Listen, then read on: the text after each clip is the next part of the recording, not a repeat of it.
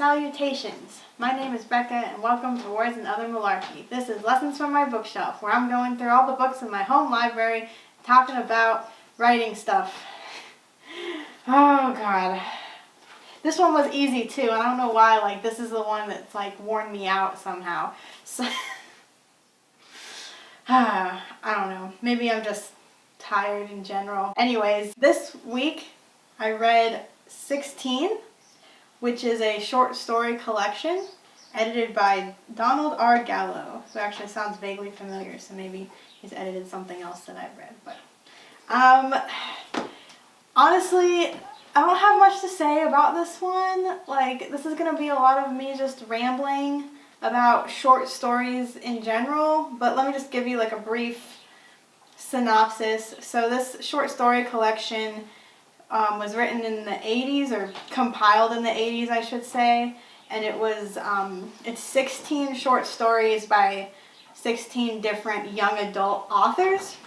So none of these names really were familiar to me, but they're all pretty well known and well published, and I recognize some of their other works, but I feel like at the time that this was published, maybe it was more recognizable. I don't think it's I think it's a product of its time, and some of these stories really felt like they were probably written in the 60s or the 50s, and I mean that's not bad, it's worth it to read old stuff, but I don't know, I just had no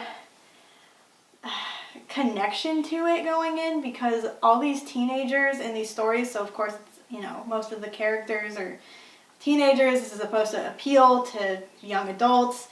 They didn't resonate with me either, because teenagers and the way we talk and I just lumped myself in with teenagers. I'm 23. The way that teenagers talk has changed. Young adults, I guess you could lump me in with them, I suppose. But also culture and society has changed. So teenagers don't deal with, there's a story about a girl, I mean, the general idea is really relatable, but, she's waiting for a boy to call her on her landline. That's not something that, we wait for people to, text us back, but, she had to, stay next to the phone, and so the whole thing is, her, rationalizing about this boy calling her, and she's just, stuck in the room. You can't relate to that in this day and age, because you just take your phone everywhere with you. So you know what I mean? Stuff like that. Anyways, I think it's a good collection. I've read a couple of short story collections, mostly for school, and they weren't enjoyable. It was for classes, and I'll get into my experiences with short story classes here in a bit, but it was O. Henry short story awards for whatever the most current year was. So I think it's worth it to read short story collections every now and then. It's a break from, your normal novel format that everybody's used to reading. And there's some really good stuff. There's some really great short stories out there. Shorter to read, easier to read. You can digest them in little chunks, But personally, I don't enjoy short stories that much. And I feel like my experience is tainted by the way I was taught to write them in school. So I'm going to talk about that a little bit, more so than I'm going to talk about the contents of this. I'll just say that I did enjoy reading it. I liked that, I could read one or two different stories and, experience different writing styles and different authors' ideas of what teenagers deal with. My big complaint with short stories a lot of the times is I feel 70% of them are about death, and I know that death is a human phenomenon, but I was taught in these classes to stay away from cliches, and I feel a short story being about death is a cliche, but I might just be cynical, so I'll tell you which ones my favorites were, because as I read these, I rated them on a scale from 1 to 10. And I did have some favorites. Maybe some of these names will be familiar to you. They weren't to me. The first one was I, Hungry Hannah Cassandra Glenn by Norma Fox Mazer. That was really good. May I Have Your Autograph by Marjorie Charmot. Future Tense by Robert Lipsyte. That one was interesting, but really good. Furlough 1944 by Harry Mazer. And then Do You Want My Opinion by Emmy Kerr was probably my favorite one. It was just so clever and weird, and I just love the weird ones. These are mostly contemporary fiction, which I'll get into later, but that means like realism, but there were a couple of like sci-fi ones mixed in, and that's more my speed, so like that was fun, I guess. So average of the 16 was a 7.5 out of 10. That's like a C+. So this book of short stories by renowned young adult authors gets a C+ by an amateur, unpublished writer making YouTube videos. So that's important. Okay, so here's the thing about short stories. Short Story 101 from someone who took 2 semesters of contemporary short fiction in college. Short story writing is hard. I mean, it's as hard as you make it to be, just like writing anything, but especially for someone who enjoys the long format, like I really do. I'm more of a long format writer, always have been, and if you're the same way, then you're going to find, if you ever attempt a short story, you're going to find it really difficult because you want to tell this long, plotted out story, and you've got 5,000 words or whatever. Short stories can get pretty long, but the mindset is different, and if you're not in that mindset, you don't write in that mindset, it's really aggravating. So when I took these short story classes, there was the intro one, and then there was the advanced, second semester. It was really confusing, and it wasn't really the professor's fault. Like, he was one of my favorite professors, and he taught it well, and it was a workshop style, so we spent the first few weeks reading short stories from the O. Henry collection, and then talking about them, what we liked and disliked, and then we were all assigned a day, that we had to submit our own short story, and it was workshopped by the class, and that repeated itself throughout the semester. When you're giving a short story that you wrote in a week to a group of 14 college students, some of which are taking this for English credit, others taking it for elective credit, you're going to get a host of mixed criticism, some of which makes no sense because they don't know. They know no more than you do, even if they're more avid readers. And usually the professor would try not to interact too much, but at the end he would sum everything up and basically affirm all the things that people said that he thought were valid criticism and just ignore the rest. And he was usually a lot kinder on us than the students were, which was interesting. I also had to deal with it was really the first time that my writing had been workshopped, and I had to deal with criticism, and that's really something super important in life, but as a writer, to learn how to take criticism and to hear someone say, I didn't like this, and not just completely fall apart, the first couple times, it was a real blow to the pride, and I didn't even realize how much pride I had about writing. It was really just you get these rose-colored glasses when it comes to yourself, and I've always been a neurotic writer. I don't think I'm some kind of great, amazing, God's gift to literature. I don't have a complex or anything, but I thought my writing was better than it was. But at the same time, I was being workshopped by these people that really, their opinions were not they didn't matter that much to me. The only person's opinion who mattered really was the professor, because he knew what he was talking about. But even then, it confused me so much, and it wasn't he gave lectures in either of these courses. It was kind of a free-flowing, discussion-based learning, and I think that's fine. It didn't work for me as a student of writing, because I wanted to know what I was and wasn't supposed to do, and that's really hard to teach with creative writing, especially short stories, because on the one hand, there really are no rules. At the same time, there are things that work, super subjective work, and things that don't. And if you don't know how things work, you kind of feel like you're taking shots in the dark. And that's what I felt like writing short stories for these 2 semesters, was that I was taking shots in the dark, trying to hit this standard that I didn't even know what the criteria were. All I knew is that when we read short stories from renowned authors, you know, you could tell something was really there. Like there was this like intrinsic, like, yes, that person knows what they're writing about. And you just I couldn't find it.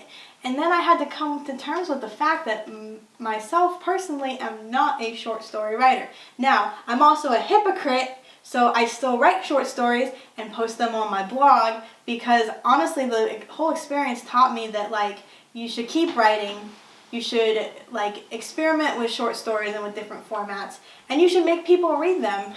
You know, shove it down their throat. No, not really. You should put it out there so that you can get feedback, because it's important. And you know, I know it's strangers on the internet most of the time. You know, you should definitely first and foremost give it to people you trust, like not people that are going to be biased against you, but people whose opinions you trust. But like if that doesn't work, just put it on the internet. You know, they have no like personal stakes, you know, towards you unless they know you, so like they're going to be pretty honest probably. But you can kind of like, you get to kind of filter through their criticism and decide like what's worth holding on to and what isn't. And if you're honest with yourself, like you'll know what those things are. But I had to kind of rethink the way that I wrote short stories when I finally got out of school, because that entire year messed me up. Here's kind of what I was able to gather. You know, there's no one right way to write a short story, but there's also kind of a right way. You just have to understand what it is. That's like confusing thing number 1. Confusing thing number 2 is you're supposed to kind of go in with a plan, but also don't have a plan. Just like write a character and see what they do, even if what they do is super duper boring and contrived and cliche.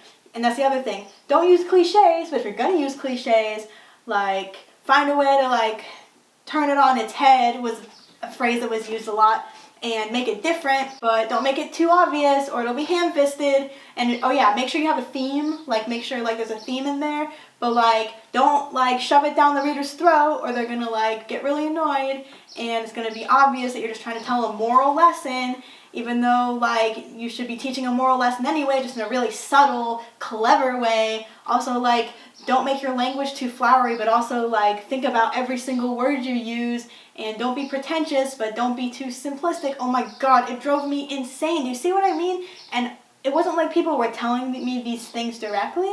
It's because I was getting so many mixed signals from the classroom, from the teacher, from the things we were reading, that like I didn't know what I was supposed to be taking away. I really don't. So I don't know why I'm like rehashing these like 3-year-old memories. This book made me do it. It made me think about like contemporary short fiction. That's the other thing. Contemporary. We had to write realism because he wanted us to focus on details and on imagery and on really getting into like the human psyche. I mean, I love, you know, you gotta love well-rounded characters and amazing imagery, you know, but like if you prefer to write fantasy short stories, there's a market for that. I shouldn't say market. There's an audience for that. Same with sci-fi and stuff. So like, I mean, I understand the point. It's about honing your writing skills and all that, and like you don't want to get caught up in like genre conventions. But also there was like a little bit of like, you know, they turned their noses up at genre fiction. They wanted you to write literary, and like I hate literary. Okay, I don't want to say I hate literary fiction. It has its place.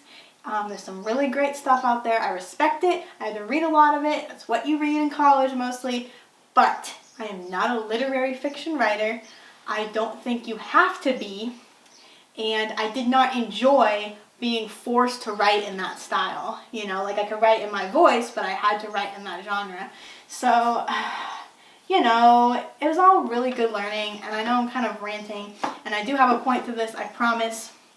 And I promised myself that this wasn't going to be a super long video, so I kind of want to like just try to turn this around and come up with some short story writing tidbits that I've learned through, through that experience of the really confusing 2 semesters, and then everything after that. I also took a nonfiction writing class, which was really, really good and had more structure. So even though we were writing like memoirs and stuff, I was like, I understand that there's a lot of freedom, but there were also guidelines, and I really needed that.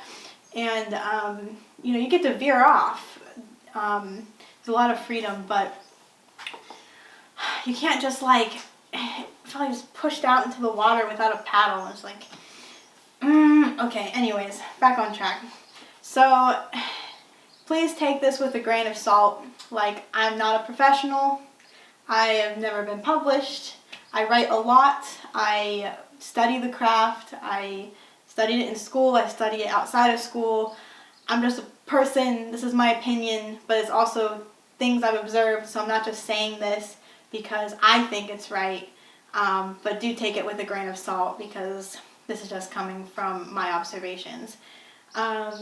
Short stories can be fun, and I think that has a lot to do with attitude. They should be fun. They should not be stressful. It's hard for them not to be if they're a school assignment, but if you're just writing one just for the practice, it should be fun. It should be for you. Short stories, I think more than anything, people enjoy reading them.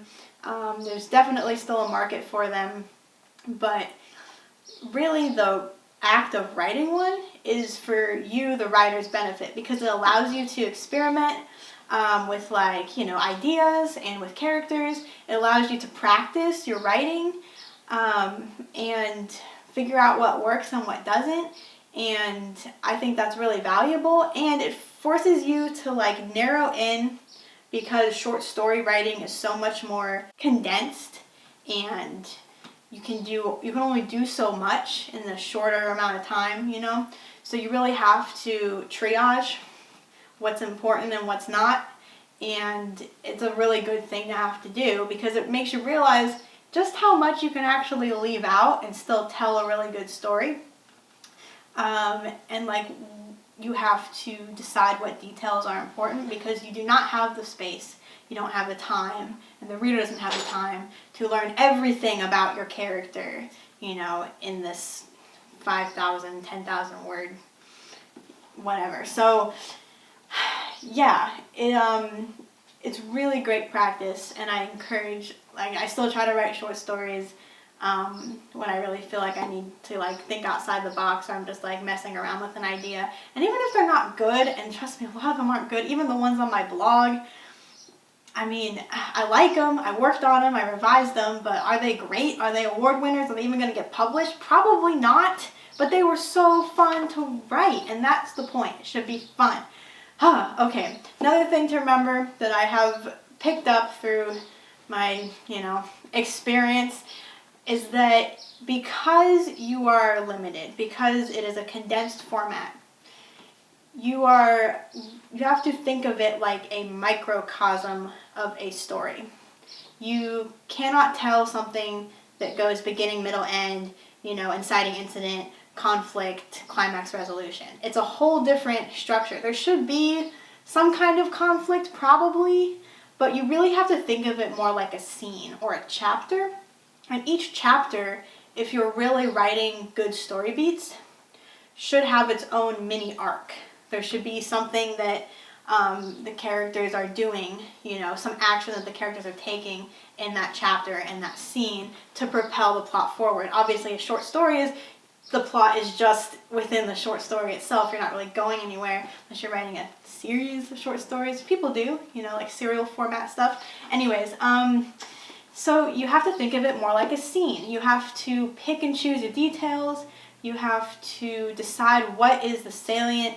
I'm using so many college words in this. Oh my god.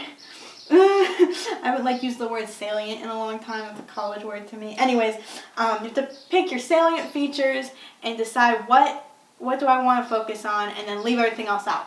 You do not have the time to, flesh out an entire fantasy world in a short story. So it really is like a scene. Think of short films that Think of, if you watched Avatar The Last Airbender, the Tales from Ba Sing Se. I know it's like a fan favorite episode. It's not my favorite, but I mean it's good because those are all short stories and they each do something. Everybody's doing something in these short stories, but it's focused on a very specific problem or like character thing. I don't know. Just take it for what you will. Probably have said it more elegantly, but you have to think, you can't really think of it like a story, even though it is. You have to think of it more like a scene. And then you'll realize that you don't have to put everything in there. I think I already said like 10 times that every word counts. It does, but I wouldn't get too tripped up on making sure you use the right words. I hate that. Personally, I'm not a super descriptive writer, and I think I could be better about describing scenes using imagery, but I'm not one for the like long, flowery descriptions and narrative. I want to get to the action and the dialogue, and that's just the way I write. And therefore, I err on the side of too little detail, but if you err on the side of too much detail, you know, you're thinking about which things actually matter and what you want to convey, because when you're taking this snapshot, you get more control over the tone and over like the atmosphere of the story. So like you can choose your words very deliberately to like convey, you know, a certain feel, vibe, if you will, a certain vibe. I don't know, whatever you want, but like color scheme. That's what I was trying to think of. I was trying to be like fancy and poetic. You can convey a certain color scheme, and that can be really cool because you can make short stories really beautiful in that way. Anywho, that's the other thing. So I guess another important tidbit that I've picked up is you do want to have some kind of theme, I suppose. Please don't make it about death. There's so many short stories about death. Just, can it be like a dead list? You should have a theme, but it should kind of be in the back of your mind as you're writing. Like, you don't need to like ham-fist it. I guess that leads really well into my last tidbit, which is there are no rules. There are, but there are not. There are things that work. There are things that seem to work less. I feel like every writer is going to tell you something a little bit different. Every reader like has different preferences, and people read short stories for different reasons. Some people read them because they want to think a lot and they want to feel the emotions of the characters, and that's kind of the sort of short story that I learned to write in school. And I was not the kind of short story I wanted to read. I wanted entertainment. I'm petty. I'm only interested in the superficial. So I just wanted to be entertained. Should it have been well written? Of course, yes, absolutely. But did it have to like grapple with some internal conflict and I had to really like understand the psychology of this character? No. I mean, no. Like, I just wanted to have a good ride, okay? I just want a good ride. And that's all I care about. And that's me. That's not everybody. So like, remember that when you're writing a short story, you're not writing for everybody. You're writing for whoever it is that's going to be interested, and it's probably gonna suck just like any other writing first draft wise, but it's really great practice for revising too, because it's less words to revise, so you can kind of like, you know, you can go back and chip at it, you know, it won't take you as long, not nearly as long as a novel, you know, and you can kind of keep honing it, and it's easier for people to give you feedback because it's short, and then you can like learn a lot in a short amount of time. So, I don't know, those are just the things that I've picked up through my years of reading and writing. They're hard, okay, but they are worth it, and they're great practice, and this was fun to read because it dredged up a whole bunch of fantastic memories about short story writing, and I don't regret reading it, but I don't really have any personal attachment to this book whatsoever. So, I don't know if I'll keep it, but in any case, next time I will be reading, excuse me, llama, Brave New World. I only know one thing about this book, and that is the orgy scene. So that tells you what kind of great literary background I have. I do love sci-fi, and I have never read this before, so I'm excited to read a classic sci-fi book, and yeah, we'll see how this goes. This will be fun. Great, I guess. Yeah. Yeah. Until next time, keep it weird.